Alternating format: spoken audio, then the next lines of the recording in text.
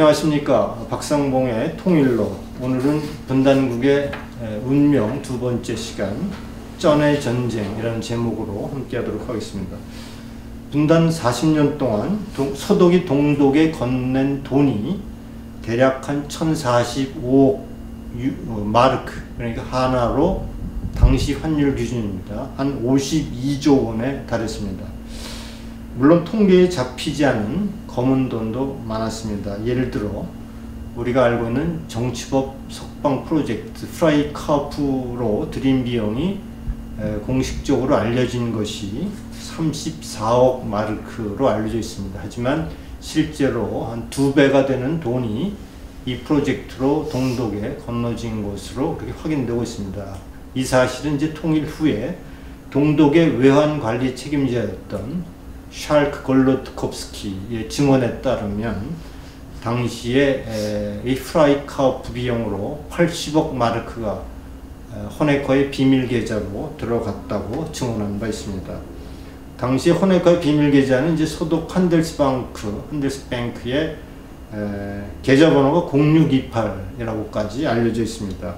그러니까 정치범 1인당 25만 마르크를 지불한 셈인데요. 이 돈으로 분단 40년 동안 약 3만 명 이상의 정치범을 석방해 소독으로 불러들인 것입니다. 다시 말해서 소독의 돈이 인권의 가치를 지켜낸 셈이죠. 1040억 마르크 중에서 소독 정부가 담당한 몫은 한 30% 정도 됩니다. 나머지 70%는 민간 차원이 건넨 돈이라고 볼 수 있는데요. 즉 개인을 통해 동독에 흘러간 돈이 정부 몫의 2배가 된다는 의미입니다. 민간의 몫 중에는 소독 주민이 동독을 방문해서 친척과 가족들 그리고 친지들에게 선물이나 현금의 형태로 지불한 것이 이제 대다수가 차지하는데요. 626억 마르크 규모입니다. 그러니까 민간 몫의 한 84% 정도가 이 일을 통해서 전달됐다고 볼 수 있습니다. 또 서독교회가 동독교회에 지원한 규모도 56억 마르크로 8% 정도 됩니다. 이것은 직접 개인이 손으로 건네줬다는 의미에서 개성공단 근로자 임금의 90%를 김정은 정권이 착취한 것과는 전혀 다르다고 볼 수 있습니다. 드러나지 않았지만 동독 공산 정권이 챙긴 수입도 여러 건 있었습니다. 소독의 함부르크, 또 하노파, 니른베르크에서 서베를린을 잇는 구간에는 이 구간에 이제 소독 주민들이 사용한 돈들은 다 동독 정권의 수입이었는데요. 예를 들어서 이 구간을 이용하며 휴게소에서 물건을 산다든가 식당을 이용한다든가 할 때는 동독 마르크가 없으니까 자연히 소독 마르크를 지불할 수밖에 없었습니다. 근데 이제 당시의 환율로 소독 마르크화가 동독 마르크화의 4배, 4배 이상의 가치를 가졌기 때문에 소독 주민들은 4배 이상의 비싼 값으로 소독의 각종 시설들을 이용했다고 볼 수 있습니다. 소독 정부 목 중 가장 중요한 항목은 소독과 서베를린 통행 구간을 유지하는 비용이었습니다. 동독 정부는 소독 정부에게 방문객의 통행 비자 수수료, 도로 통행료, 강제 환정 등의 명목으로 소독 마르크, 즉 경화를 챙겼습니다. 비자 수수료는 1인당 5마르크, 그리고 도로 통행료는 차종에 따라 5마르크에서 15마르크를 부과했습니다. 강제 환전은 1인당 25마르크를 의무적으로 1대1로 교환해야 했습니다. 즉 소독의 25마르크를 동독의 25마르크로 교환해서 이것을 이제 동독에서 사용토록 한 건데요.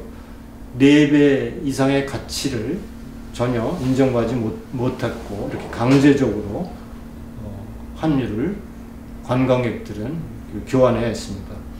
서독 정부는 비자 수수료로 연간 850억 마르크를 지불했고 도로 사용료를 포함해서 분단 중 총 90억 마르크를 송금했다고 볼 수 있습니다. 이외에도 이 구간 고속도로 이 구간을 정비하고 또 유지를 하기 위해서 22억 마르크를 지불한 것으로 나타나고 있습니다.